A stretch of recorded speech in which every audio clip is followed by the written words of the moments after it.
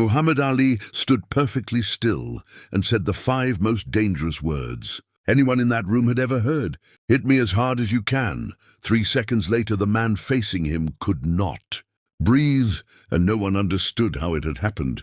There was no punch thrown by Ali, no strike, no visible attack. Yet something had gone terribly wrong, for the man who stepped forward, confident, certain, and convinced his system, made him untouchable. This was not a boxing ring. There were no gloves, no referee. No bell, just a glittering ballroom inside the Beverly Hills Hotel in 1979. Filled with Hollywood's most powerful people, watching history unfold without realizing it in that moment. The greatest heavyweight champion who ever lived invited violence and exposed a truth that would shatter a martial arts myth that had taken decades to build. What they didn't know was that Ali had already won before the first movement even began, because this wasn't about strength, speed, or technique. It was about something far more dangerous. Understanding the human body, understanding intention, understanding the exact instant when confidence turns into vulnerability. The man standing in front of Ali was Seagal, a feared Aikido instructor whispered about as unstoppable, a man who claimed he could neutralize any attack, redirect any force, disarm any opponent without breaking a sweat. And now he was being offered a free shot at the most famous chin in sports history. The room was silent. Hearts were racing, careers, reputations, philosophies, all balanced on a single decision. Because if Seagal was right, this would change everything. And if Ali was right, it would prove something even more unsettling, that true mastery doesn't look like violence at all. It looks like stillness, control, and absolute certainty. What happened next took less time than a heartbeat, but its impact would echo through Hollywood, martial arts culture, and combat sports for decades. 3 seconds, 2 inches, 1 finger, and suddenly the man who believed he controlled violence realized he was trapped inside it. And this is the story of the moment. Muhammad Ali didn't throw a punch and still won. The year was 1979, and Hollywood was drunk on excess, power, and illusion. The Beverly Hills Hotel glowed under warm California night air, its pink walls hiding deals, egos, and legends behind velvet ropes. Inside the ballroom, crystal chandeliers reflected off champagne glasses, laughter mixed with cigarette smoke, and the low hum of confidence that only fame and money can produce. This was not just a party, it was a proving ground where reputations were built or quietly destroyed. Muhammad Ali had arrived as more than a guest. He was an event fresh off reclaiming the heavyweight championship for the 3rd time against Leon Spinks in September 1978. Ali was no longer just a boxer. He was a global symbol, a living monument to defiance, charisma, and survival.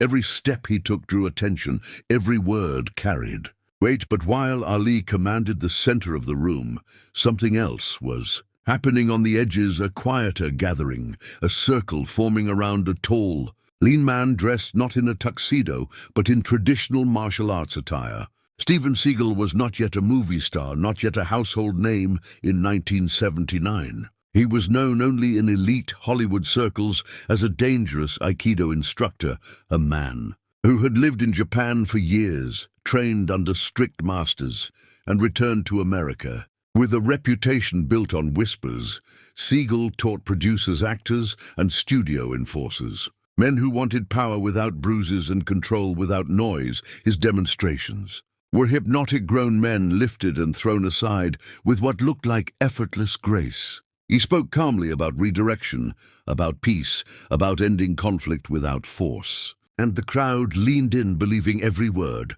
because what they saw looked real. What they didn't know was that across the room, Muhammad Ali was watching, not as a celebrity, but as a fighter, a man who had spent decades reading bodies, intentions, fear, and timing. Ali had faced every kind of opponent imaginable: sluggers, dancers, strategists, brawlers, men who promised knockouts, and men who promised miracles. And as he watched Seagal speak about neutralizing any attacker, Ali felt something familiar: the quiet, of a claim that begged to be tested, and that was the moment two worlds, boxing and martial arts, ego and philosophy, confidence and wisdom, began moving toward each other. Without anyone realizing, a collision was inevitable. Muhammad Ali was not just a champion in 1979, he was a survivor forged by pressure, ridicule, exile and violence born. Cassius Marcellus Clay Jr. in Louisville, Kentucky in 1942, Ali had learned early that fighting was as much mental as physical. He talked before he punched, predicted outcomes, bent opponents psychologically long before they stepped into the ring. By the time he reclaimed the heavyweight title from Leon Spinks, he had already outlasted Sonny Liston, Joe Frazier, George Foreman, the draft board, the federal government and public opinion. Ali studied people obsessively, the way they stood, the way they breathed, the way confidence leaked through their posture. His reflexes were legendary, but his greatest weapon was perception, the ability to see intention. Before movement, on the other side of the ballroom, stood Steven Seagal, 27 years old, tall, disciplined and severe, a man who believed deeply in the system that shaped him. Seagal had spent more than a decade in Japan, immersing himself in Aikido, a martial art rooted in harmony, redirection and control, rather than brute force. He trained under strict hierarchical traditions, learning joint locks, balance breaks and psychological dominance. His reputation followed him quietly. Producers, bodyguards and wealthy men spoke of him as dangerous, not loud, not flashy but efficient. Seagal believed violence could be mastered without chaos, that a true martial artist never needed to strike first. This belief was not arrogance to him, it was doctrine. Philosophy, identity too. Men, two paths, one forged in public blood and noise, the other in silent discipline and ritual. Ali believed combat was truth revealed under pressure. Seagal believed it was energy guided by principle. Both men were absolute in their confidence. Both had built their lives around their understanding of dominance and control, and neither had ever truly been challenged by the other. As well, that night they were not just individuals, they were embodiments of opposing philosophies, one shaped by crowds and consequences, the other by tradition and certainty, and neither yet realized that in a matter of seconds those beliefs would be tested in front of the most unforgiving audience of all reality. The space between them closed slowly, not with aggression, but with curiosity. Eyes followed as Muhammad Ali drifted away from the center of the ballroom toward the quiet circle forming. Around Steven Seagal, the music seemed to fade. Conversations softened, and instinctively, people stepped back, sensing something unscripted was about to happen. Seagal was mid-demonstration, explaining how an attacker's force could always be redirected, how strength was irrelevant. When balance was broken, he sent another volunteer gliding across the floor without apparent effort. Applause followed, nervous, impressed. Ali watched for a long moment, his expression unreadable, then his voice cut through the air, calm but unmistakable. "Excuse me, did you just say any attacker becomes helpless?" The room froze. Seagal turned, measured, respectful, confident. "That is correct. Aikido neutralizes aggression without resistance." Ali smiled, that slow, knowing smile, the one men had learned to fear. "Well, I've been hitting people for a living a long time, and I've never met anyone who could just redirect my punches. You really think that works on a real fighter?" Tension crept into the room like cold air. Seagal did not hesitate. His belief left no room for doubt. It works on intention, on force, on anyone who attacks. Ali stepped closer, removing his jacket, handing it off casually, as if this were a warm-up, not a challenge. "Fair enough," he said, "but understand something. My jab moves faster than most people can see." A murmur rippled through the crowd. Seagal gestured toward open floor, inviting a demonstration, but Ali stopped him with a raised hand. No, I've got a better idea," he said, standing upright. Hands relaxed at his sides. "You hit me." Confusion spread instantly. This was not the script. This was not how martial arts demonstrations worked. Seagal shook his head, explaining Aikido does not initiate attacks. Ali stepped closer, closing distance, smiling gently. You've been telling everyone how superior this is, how no attacker stands a chance. Well, here I am, one of the most dangerous attackers alive, and I'm giving you permission, the challenge. Heavy, unspoken consequences stacked in the air, because if Seagal struck and failed, everything he claimed dissolved, and if Ali misjudged even slightly, the night would end very differently. What they didn't know was that the decision had already been made long before the punch was ever thrown. Steven Seagal stepped forward, and in that instant every principle he had spoken about was abandoned, because theory means nothing once intention becomes action. His right hand came back, his weight shifted, his shoulders turned, and to him it felt precise, controlled, correct. What he did not realize was that Muhammad Ali had already read everything, the shift in the hips, the tightening of the jaw, the fraction of a second where commitment replaced caution. Ali did not brace himself. He did not flinch. He did not raise his hands. He moved 2 inches to the left. No more, no less. And in that microscopic adjustment, decades of experience came alive. Seagal's punch cut through empty air, passing so close it brushed sound itself. And in that same breath, Ali reached out, not with a fist, not with force, but with a single finger placed gently against Seagal's forehead.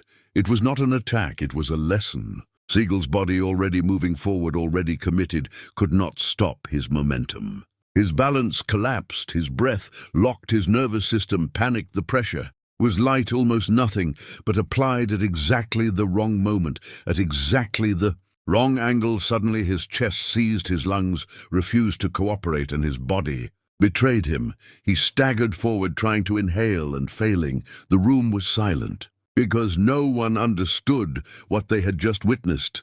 There was no strike, no throw, no violence, yet the man who believed he controlled force was gasping for air.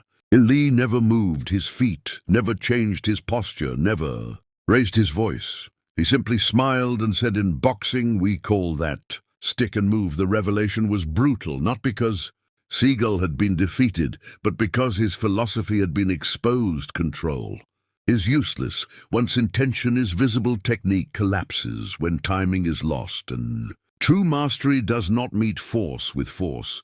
It steps aside and lets certainty destroy commitment.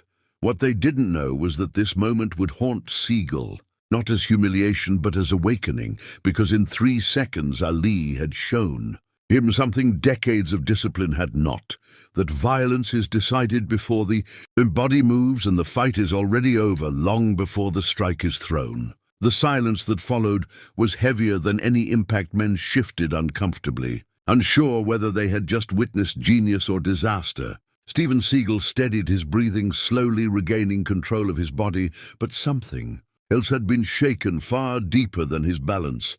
His certainty had cracked. Muhammad Ali did not celebrate, he did not posture, he did not mock. Instead, he stepped forward and placed a calm, reassuring hand on Seagal's shoulder, and in that simple gesture, the power dynamic changed entirely. This was no longer a confrontation, it was a transfer of knowledge.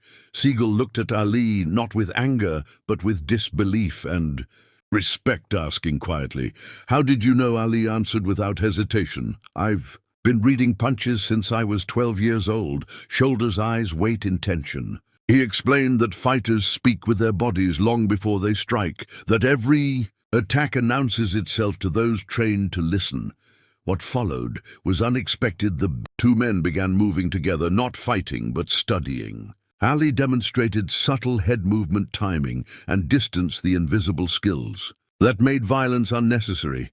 Seagal listened, absorbing every word, showing Ali the mental discipline of Aikido, the calm breath, the centered mind, the idea that the greatest victory is the fight that never happens. The crowd remained frozen, watching.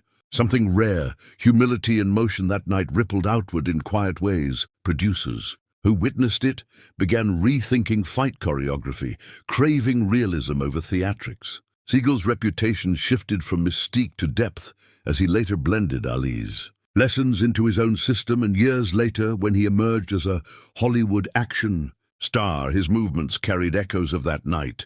Efficient, controlled, grounded Ali. The 2 left changed already. Nearing the end of his career, he found resonance in Aikido. His philosophy a language for peace after decades of war, the encounter was never advertised, never sold, never filmed, yet it became legend passed in whispers through gym studios and backrooms, because those who saw it understood.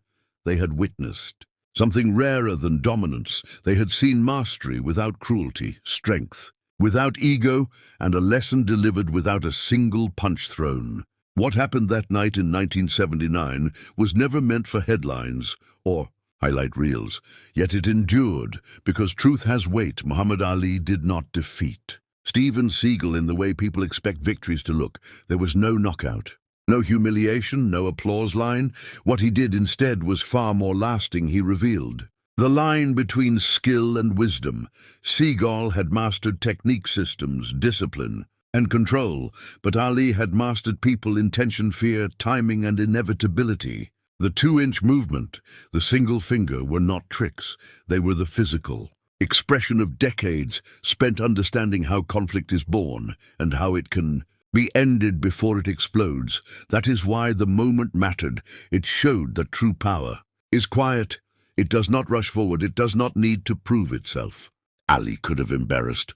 Seagal destroyed his credibility and walked away larger than life. Instead, he chose to teach, and in doing so, he elevated them both. Seagal carried that lesson forward, shaping how he approached martial arts, film, and conflict. Ali carried something too, a confirmation that wisdom shared multiplies, rather than diminishes. Nearly half a century later, the story remains, not because of who was stronger, but because of who was wiser. It reminds us that mastery is not measured by damage inflicted, but by damage avoided, by the ability to see clearly. When others are blinded by certainty and ego, the greatest fighters do not seek fights. They end them before they begin.